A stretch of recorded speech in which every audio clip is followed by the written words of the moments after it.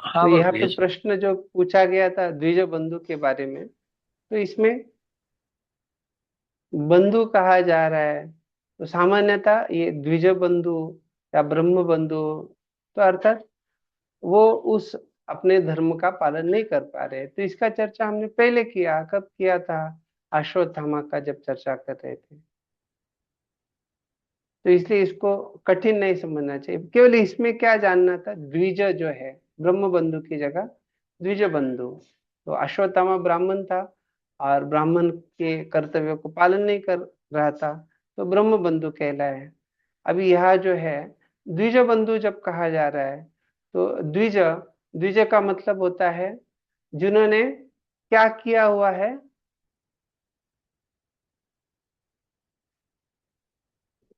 आप में से कोई बताएंगे द्विज का अर्थ क्या होता है? जिसका उपनयन हो चुका हम्म। दोबारा जी जिसका द्विज बोलिए। अर्थात, उपनयन हो चुका है। हाँ, जिनका जो है दूसरा जन्म, तो उनको द्विज कहा जाता है। एक जन्म जो है एक माँ पिताजी से होता है, दूसरा जो है गुरु के द्वारा। तो ये जो द्विज है, तो शूद्र जो है उनके लिए ये द्विज नहीं, वो द्विज नहीं बन सकते। लेकिन बाकी अन्य जो है तीन वर्ण, वो द्विज बन सकते हैं। तो इसलिए तीनों कहा जा रहा है, तो तीनों द्विज जातियों। लेकिन केवल द्विज है क्या, बंधु है, इसलिए नीच संतान है। और इसलिए कभी द्विज बंधु और धर्म बंधु में अंतर है। तो धर्म बंधु केवल एक जाति का बात आ रहा है, ब्राह्मण। लेकिन द्विज बंधु चर्चा चल रहा है तो तीन जातियों का बात आ रहा है, या तीन वर्णों का, ब्राह्मण, क्षत्रिय और वैश्य, इन तीनों का चर्चा चल रहा है। तो परम सत्य के नाम, यश, लक्षण, रूप आदि से संबंधित दिव्य विषय को समझने में असमर्थ होते हैं।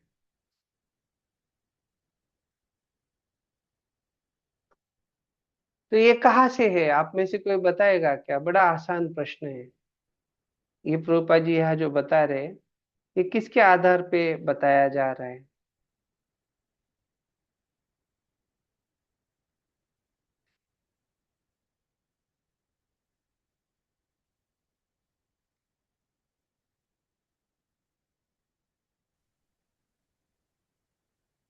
बड़ा आसान, श्लोक भी आसान है, और आपने ये पहले पढ़ाई किया हुआ है, तो इसलिए इतना कठिन नहीं होना चाहिए बतलाने के लिए।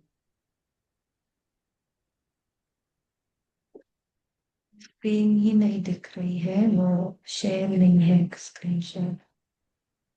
ओ, बड़ा जन।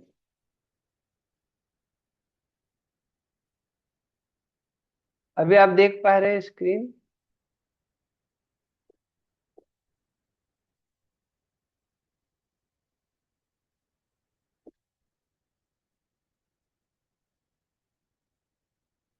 रूपा जी यहाँ जो बतला रहे हैं, ऐसा माना जाता है कि स्त्रिया, शूद्र तथा द्विज बंधु परम सत्य के नाम, यश, लक्षण, रूप आदि से संबंधित दिव्य विषय को समझने में असमर्थ होते हैं।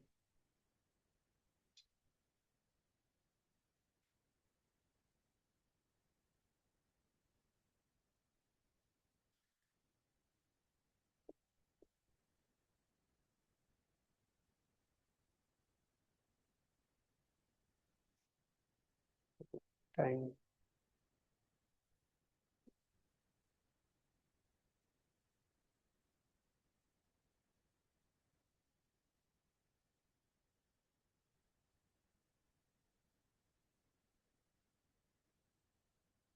अरे आपके बैच में बोलते नहीं कोई।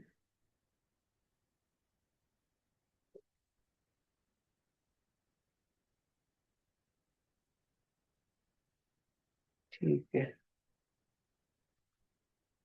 तो ये बड़ा आसान भगवत गीता का 9वें अध्याय का श्लोक है, जिसमें भगवान कहते हैं, माम ही पार्थ व्यपाश्रित्य एपीषु पापयोनयः श्रियो वैशास्तथा शूद्रस्तेऽपि। तो भगवान बतला रहे ये तीनों जो है, श्री वैश्य शूद्र जो है, इनके बारे में क्या विशेषता है पापियों ने यहाँ। तो भगवान को जानने के लिए क्या चाहिए?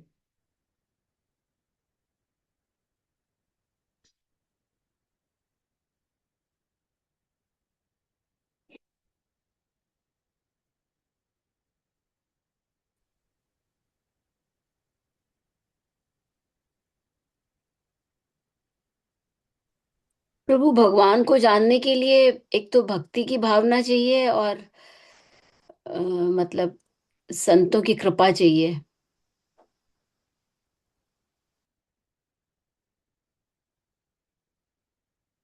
और कोई बतलाना चाहेगा? गीता का बड़ा सुंदर श्लोक है इसके बारे में।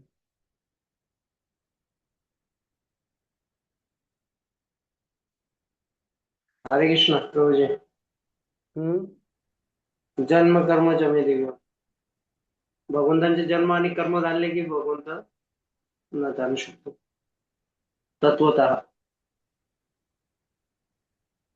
ये पाप के संबंध में कोई बताइएगा, बड़ा आसान है।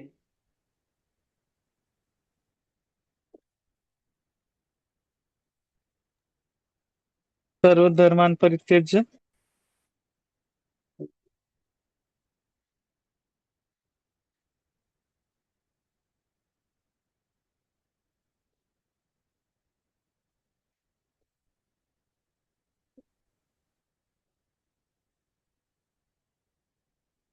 सभी धर्मों को छोड़कर भगवान की शरण में जाना।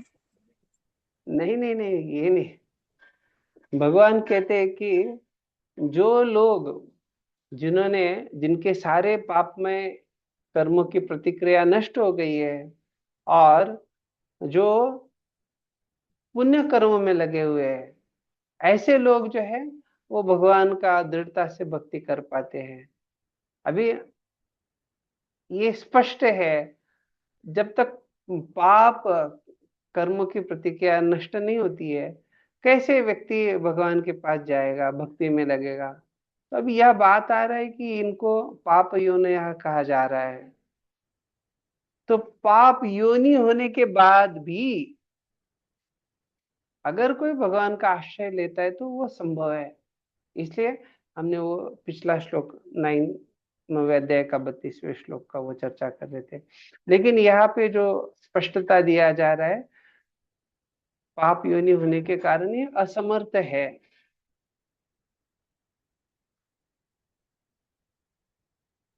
इसीलिए प्रभुपाद जी अपने भगवद गीता के 16वें अध्याय के 7वें श्लोक के प्रवचन के ऊपर प्रवचन देते समय कहते हैं कि हम जो है अंतरराष्ट्रीय कृष्ण भावनामृत आंदोलन के द्वारा क्या कर रहे हैं, लोगों को ऐसे प्रशिक्षित कर रहे हैं जो कि वो ब्राह्मण या क्षत्रिय बन सके, राजर्षि, राजा ऋषि। तो फिर बाकी जो है वैश्य और शूद्र, क्या इनको कोई स्थान नहीं है क्या? और ऐसा क्यों बात किया जा रहा है?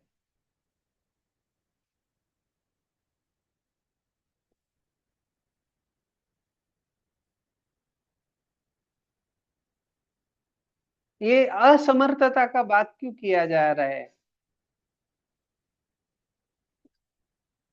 क्या ये जाति भेद चल रहा है क्या? क्या चल रहा है? या स्त्री पुरुष भेद चल रहा है? कौन बताएगा आप में से? ये भगवान ऐसा कर रहे हैं या कोई मिलावट कर दिया भगवान के बातों में? क्या चल रहा है?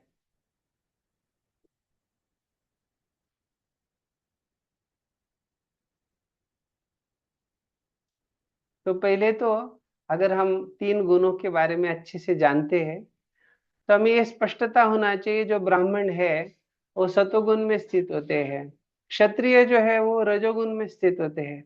लेकिन जैसे ही वैश्य शूद्र का बात आता है, वहां पे क्या हो जाता है? तमोगुण का संपर्क आ जाता है।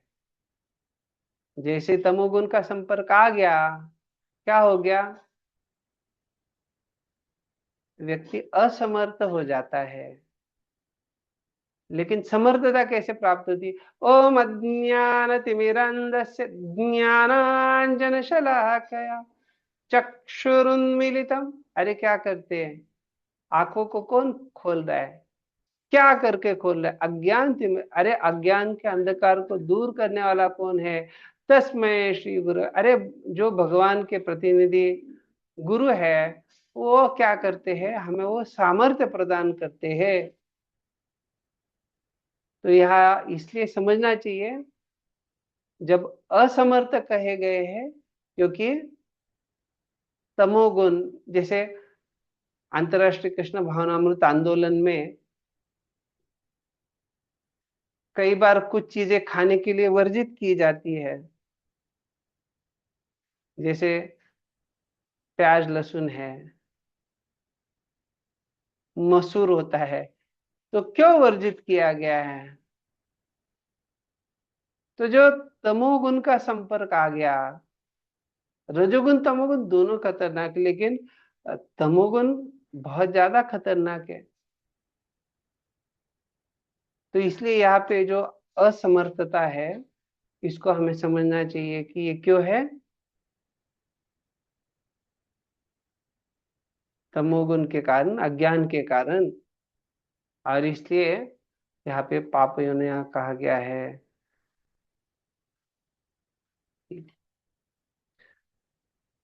यदि भी ऐसे व्यक्ति भगवान की लीलाओं को समझने में असमर्थ होते हैं, तो भी वे भगवान को अर्चा विग्रह के रूप में देख सकते हैं, क्योंकि भगवान ऐसे रूप में दया करने के लिए अवतरित होते हैं। क्योंकि ऐसे पतित लोग पदार्थ के परे कुछ भी नहीं देख पाते। तो ये पतित लोग क्यों कहा जा रहा है? क्योंकि हमने देखा क्या समस्या है उनका।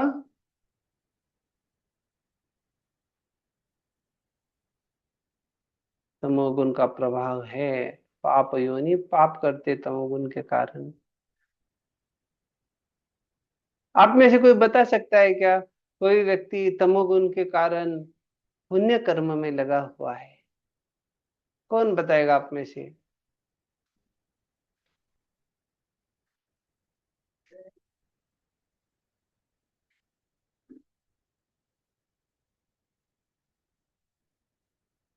कोई उदाहरण बता सकता है क्या? दिन में अलग अलग समय में अलग अलग गुणों का प्रभाव होता है। तमोगुण का प्रभाव कब होता है, और उस समय किस प्रकार के कार्य चलते हैं? तमोगुण का रात्रि में रात्रि में। तमोगुण का प्रभाव होता है, तो नशा वगैरह कर। हाँ, तो आप सब लोग बड़ा अच्छे से जानते हैं कि तमोगुण का प्रभाव जो है, ये शाम को, संध्या के बाद, रात्रि के समय बड़ा ज्यादा प्रभाव बढ़ने लगता है। और इसलिए हम क्या देखते हैं, जैसे रात आगे बढ़ती जाती है, तमोगुण का प्रभाव बढ़ता है, और बड़े बड़े शराब के अड्डे और क्या क्या अलग अलग जगह जो होते हैं, ब्रॉदल्स, जो वेश्याघर, ऐसे सारे जगहों पे हमें देखने को मिलता है कि उनका वो धंधे का समय होता है, व्यवसाय बढ़ जाता है। क्यों? क्योंकि तमोगुण में पाप कार्य बढ़ते हैं। तो इसलिए तमोगुण के प्रभाव से कोई कहेगा कि पुण्य, अरे गलती से कोई कुछ कर दिया, वो भी किसी का आ, अज्ञान में अच्छा सुकृति, अच्छा कार्य हो गया, वो अलग है। लेकिन सामान्यता जो है, तमोगुण के प्रभाव से क्या होता है, व्यक्ति पाप कार्य में लगता है। तो इसलिए जब कह रहे कि ऐसे पतित लोग, तो हमें समझना चाहिए ऐसे पतित लोग मतलब क्या? जो लोग तमोगुण के प्रभाव में हैं। अतः भगवान गर्भोदक्षायी विष्णु के रूप में असंख्य ब्रह्मांडों में से प्रत्येक में प्रविष्ट होने के लिए सन्नद्ध होते हैं, जिनके दिव्य उदर के मध्य के कमलवत गड्ढे से कमल नाल अंकुरित होती है। और इस तरह ब्रह्मांड के प्रत्येक प्रथम जीव ब्रह्मा का जन्म होता है। इसलिए भगवान को पंकज नाभि कहा जाता है। तो यहाँ पे भी वो चर्चा चल रहा है, इसलिए बतला रहे पंकज नाभि क्यों है। ये पंकज नाभि भगवान अनेक तत्वों के बने अर्चा विग्रह के रूप को स्वीकार करते हैं। यथा मन के भीतर बना रूप, मिट्टी का रूप, पार्थिव रूप, धातु रूप, रत्न रूप, रंग रूप, बाल पर अंकित किया रूप इत्यादि। तो ये भगवान के विग्रह कैसे अलग अलग भौतिक तत्वों के द्वारा बनाए जा सकते हैं, वो सारा बताया जा रहा है।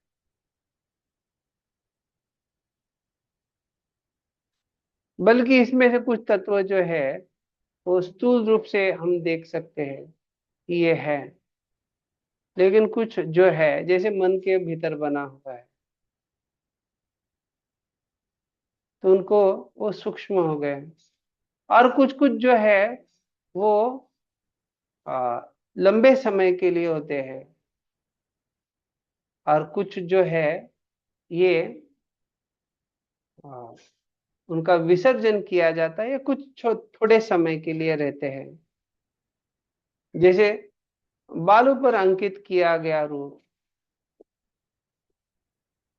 तो कोई जो है वैसे रूप बनाएगा, लेकिन फिर क्या होता है वो समुन्दर की लहरों के साथ वो मिट जाता है, या अन्य अन्य कारणों से। तो ये भी समझना चाहिए कि इसमें भी अलग अलग प्रकार है, और इसीलिए उन प्रकारों के अनुसार पूजा का विधि भी अलग अलग बतलाया जाता है। भगवान के इन सारे रूपों को कमल की मालाओं से सजाया जाता है। पूजा मंदिर में ऐसा शांतिप्रद वातावरण होना चाहिए जिसे भौतिक कार्यों में सदैव निरत रहने वाले अभक्त जनों का उत्कट ध्यान उस ओर आकृष्ट हो। तो ये वातावरण निर्मित क्यों जरूरी है, तो प्रभुपाद जी समझा रहे हैं जितना अनुकूल वातावरण है उतना क्या होगा, ध्यान अच्छा होगा, सही जगह पे ध्यान बटोरा जाएगा। और इसीलिए सतोगुणी शुद्ध सत्व वाला वातावरण जो है वो हमेशा बड़ा महत्वपूर्ण है। और जब यह बतलाया जाए पूजा मंदिर में शांतिप्रद वातावरण, तो पूजा मंदिर में जो है भगवान के ऊपर, भगवान का दर्शन लेना, भगवान की सेवाओं के ऊपर ध्यान लगाना, भगवान के भगवान को किस प्रकार से अच्छे से और प्रसन्न किया जा सकता है, उसके क्या क्या अलग अलग अच्छे तरीके हो सकते हैं, उसके बारे में व्यक्ति चिंतन कर सकता है। और शांतिप्रद वातावरण होने से जो भगवान की सेवा की गंभीरता है वो बनी रहती है। नहीं तो मेंढक जैसे डरा डराव करने लगेंगे तो हम देखते कि लोग बक बक बक बक करते ही रहते हैं, और फिर वो गंभीरता जो है भगवान के अर्चा विग्रह की सेवा की वो चली जाती। तो इसलिए यह स्पष्ट बतला रहे हैं पूजा मंदिर में ऐसा शांतिप्रद वातावरण होना चाहिए। और साथ साथ क्या, इस वातावरण से, ऐसा वातावरण होने से जो लोग भौतिक कार्यों में लगे रहते हैं, तो ऐसे जो अभक्त है उनका भी ध्यान क्या हो जाएगा, भगवान की तरफ आकर्षित हो जाएगा, वो भी भक्ति में लग जाएंगे।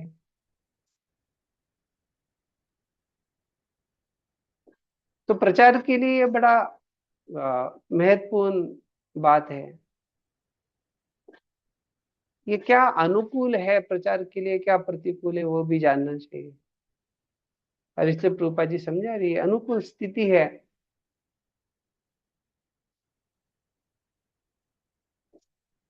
सामान्यतः बाहर लोग बड़े कष्ट करते, अन्य अन्य कार्यों में लगे रहते हैं, और जब वो ऐसे मंदिर में दर्शन के लिए आते हैं और उन्हीं चीजों को अगर उनको लगता है कि अरे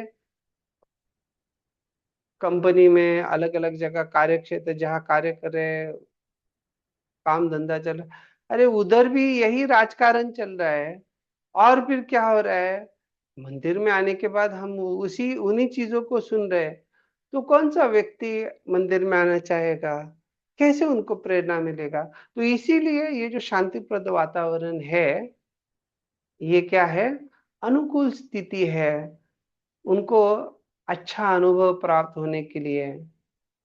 और जितना उनका भगवान के अर्चा विग्रह के ऊपर ध्यान बढ़ेगा, भगवान के दिव्य स्वरूप को देख के वो आकर्षित हो जाएंगे। भगवान का कंदर्प कोटि कमनीय विशेष शोभ, अरे भगवान का जो दिव्य रूप है उसमें उनका आसक्ति हो जाएगा। मैया आसक्त मना पाता, मन लग जाएगा भगवान में, तो फिर और बाकी समस्या ही नहीं रहेगा। वही तो लक्ष्य है। और इसीलिए ऐसे अनुकूल वातावरण निर्मित के लिए प्रयास करना चाहिए।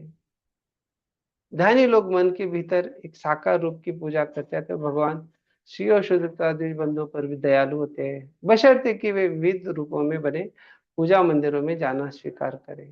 तभी ये जो है तीनों द्विजों का जो बात है, या तीनों जातियों का, या वैश्य शूद्र और द्विज बंधु, जो इनका जो बात चल रहा है, ये द्विज बंधु तीन जातियों से जुड़े हुए, और यहाँ पे वैश्य और शूद्र का भी, श्रीय शूद्र का भी बात किया जा रहा है। तो इनके ऊपर कृपा कैसे हो रही है? तो भगवान जो है स्वयं अर्चा विग्रह के रूप में अवतरित हो रहे हैं। ऐसे मंदिर जाने वाले मूर्ति पूजक नहीं होते, तो फिर ऐसे लोग अगर मंदिर जा रहे हैं तो क्या वो मूर्ति का पूजा कर रहे हैं क्या? तो सामान्यतः हम देखते कई बार कई सारे जगह मूर्तियां बनाई जाती है, लेकिन जब तक उसमें प्राण प्रतिष्ठा नहीं किया गया, भगवान के शुद्ध भक्तों ने उनको आवाहन नहीं किया है, तब तक उनकी पूजा नहीं होती है। तो अर्थात जब यह कहा जा रहा है मूर्ति पूजक, तो हम अर्चा विग्रहों की आराधना करते हैं, अर्चा विग्रहों की पूजा करते हैं। मूर्ति पूजा का अर्थ होता है कि जहाँ पे कोई एक बस भौतिक पदार्थ है, जो संगमरमर जो कहा जाता है, मार्बल, अलग अलग पदार्थ हो सकता है, बालू हो सकती है, मिट्टी हो सकती है, जो भी रहेगा, लेकिन उस भौतिक पदार्थ को आकार दिया गया है। उसका अर्थ नहीं कि वो क्या हो गया, वो भगवान हो गए, बल्कि आकार देने के बाद जब भगवान के शुद्ध भक्तों के द्वारा आह्वान होता है, जब अच्छे से प्राण प्रतिष्ठा सब विधि किया जाता है, तो उसके बाद से फिर अर्चा विग्रह को आ, भगवान के ही रूप में, भगवान से अभिन्न रूप में सेवा अर्पण किया जाता है। तो इसलिए ये मूर्ति पूजा नहीं है। अरे शास्त्रों में बताया गया, इसलिए भगवान स्वयं उद्धव को बतलाते हैं किस प्रकार से मेरी पूजा आराधना की जानी चाहिए।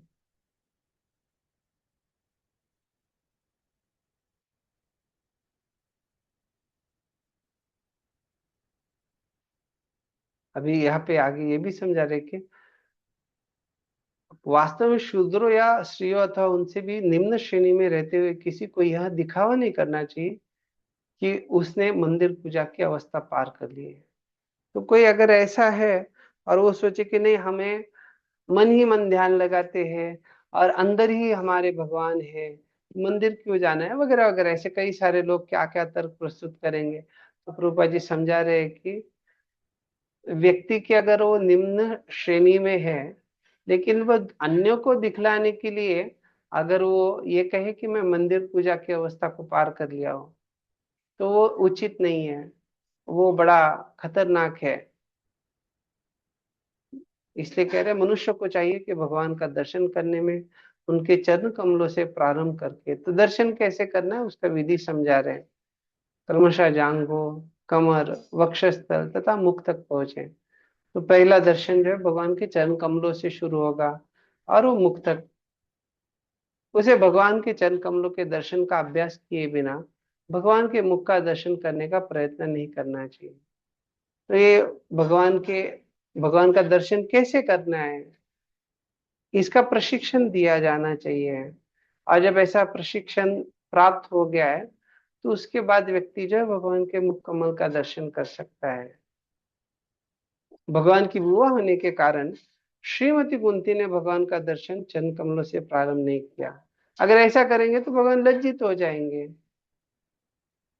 तो ये शुद्ध भक्ति की विशेषता है कि वो भगवान के साथ जो आदान प्रदान कर रहे हैं उसे चाहते कि भगवान प्रसन्न हो, भगवान को किसी प्रकार से विचित्र अवस्था में नहीं डालना चाहते।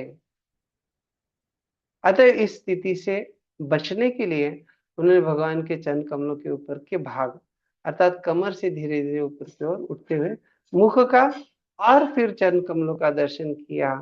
देखा जाए तो प्रभुपाद जी कह रहे ऐसे चक्र जो है वही हो गया आखिरी में, लेकिन फिर भी भगवान को लज्जित नहीं करना चाह रहे, इसलिए नाभि कमल से शुरू करके चरण कमलों का दर्शन किया। चक्र में प्रत्येक वस्तु समुचित कर्म से हो जाती है।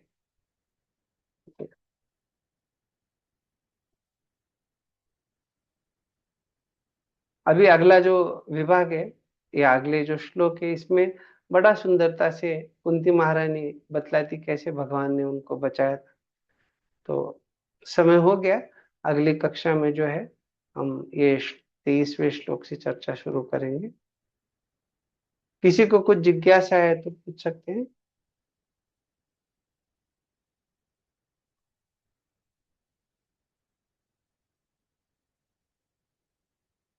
हरे कृष्णा प्रभु जी। प्रभु जी ये हाँ, यस। जो थर्ड थर्ड यूनिट का टेस्ट टेंटेटिव तक हो सकता है, क्या बता सकते हैं क्या? थर्ड यूनिट का टेस्ट कब होगा? जी जी प्रभु जी, कुछ ओके, टेंटेटिव डेट। ये साक्षात हरि प्रभु जो है ना अपने कोऑर्डिनेटर, उनसे मैं बात करके आपको मैसेज करने के लिए बोल दूंगा। जी जी, ये ग्रुप में डाल देंगे कि व्यक्तिगत हाँ, वो बताएंगे? ग्रुप में डाल देंगे आपको। जी जी जी, हरे कृष्ण। कि इसके अलावा कुछ जिज्ञासा है? ठीक है, तो हम यहाँ विराम देंगे। श्रील प्रभुपाद की जय, श्रीमद् भागवतम की जय, कामिका एकादशी महामहोत्सव की जय। वांछा कल्पतरुभ्यश्च कृपा सिंधुभ्येव च पतितानां पावनेभ्यो वैष्णवेभ्यो नमो नमः। अनंत कोटि वैष्णव वृंद की जय। श्रील प्रभुपाद की जय। निताय गौर प्रेमानंदे। हरि हरि बोल। बहुत बहुत थैंक यू प्रभु वेरी मच। प्रभु की जय। Thank you, good class. Hare Krishna.